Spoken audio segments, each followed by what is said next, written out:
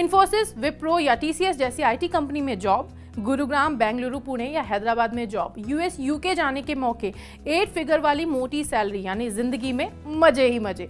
बीते 20 से 25 सालों में एमसीए और बीटेक में दाखिला लेने वाले युवा यही सपना देखते आ रहे हैं। अगर आप भी ऐसा ही सपना देख रहे हैं और यही सोच रहे हैं कि टीसीएस या इन्फोसिस में जॉब लग जाए, तो जरा रुक जाइए, आपका ये सपना क्षण से टूट सकता है।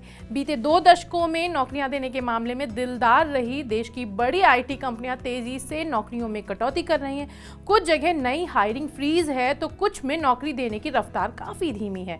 कंपनियों ने मार्च में खत्म हुए वित्त वर्ष के जो नतीजे जारी किए हैं, उसने देश भर में थोक के भाव खुले इंजीनियरिंग कॉलेज और वहां पढ़ रहे लाखों छात्रों के माथे पर पसीना ला दिया है। पिछले वित्तीय वर्ष में इन तकनीकी दिग्गज कंपनियों की संयुक्त संख्या में लगभग 64,000 कर्मचारियों की गिरावट आई है।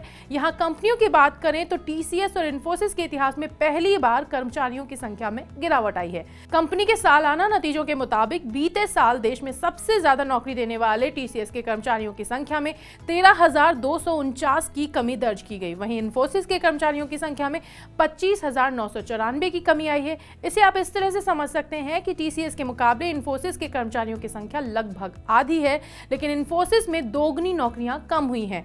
नौकरियां जाने के मामले में विप्रो भी कम नहीं है। बीते साल यहां 24,516 कर्मचारियों की कमी देखी गई।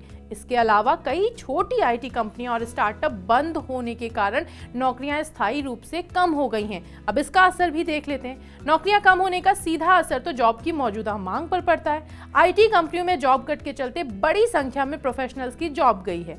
ऐसे में पहले ही यहां संकट है, वहीं हर साल इंजीनियरिंग कॉलेज से पास आउट होने वाले लाखों युवाओं के सामने भी प्लेसमेंट का खतरा है। ये कंपनियां भी जॉब देने के मामले में काफी दिलदार रही हैं। आपका कॉलेज रेप्यूटेड है, रैंकिंग अच्छी है, तो ये कंपनियां कैंपस प्लेसमेंट में भर भर के जॉब देती थीं।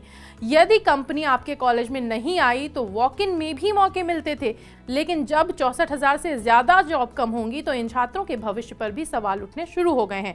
देश के युवाओं के बीच एमसीए जैसे कोर्स के प्रचलित होने के पीछे सबसे बड़ा कारण मोटी सैलरी वाले जॉब थे, लेकिन अब जब आईटी जॉब में कमी आएगी तो इंजीनियरिंग कॉलेज में दाखिला लेने वालों में भी कमी आएगी। ऐसे में इन जॉब कट का असर कॉलेज और यूनिवर्सिटी की इकोनॉमी पर भी पड़ेगा। चलिए अब जान लेते हैं कि इन छटनियों के बढ़ने की वजह क्या है। कंपनियों ने कोरोना महामारी के दौरान ही छटनियों की शुरुआत कर दी थी। सबसे पहले इसकी शुरुआत हायरिंग में कटौती से हुई। इन कंपनियों ने पहले नई भर्तियों पर रोक लगाई, इससे उनके वर्कफोर्स में नई एंट्री बंद हुई। इसके बाद शुरू हुआ छटनियों का सिलसिला। नौकरियों में कटौती के पीछे आर्थिक संकट ही कारण है। ज्यादातर कंपनियां इस समय नकदी की समस्या से जूझ रही हैं। कई कंपनियों में आर्टिफिशियल इंटेलिजेंस यानी एआई की दौड़ शामिल है।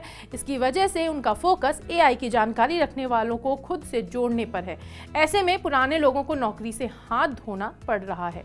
अगर आप भी ऐसी खबरों से खुद को अपडेटेड रखना चाहते हैं या बचत और निवेश से जुड़े सवालों के समाधान चाहते हैं तो तुरंत डाउनलोड करें Money9 का सुपर ऐप।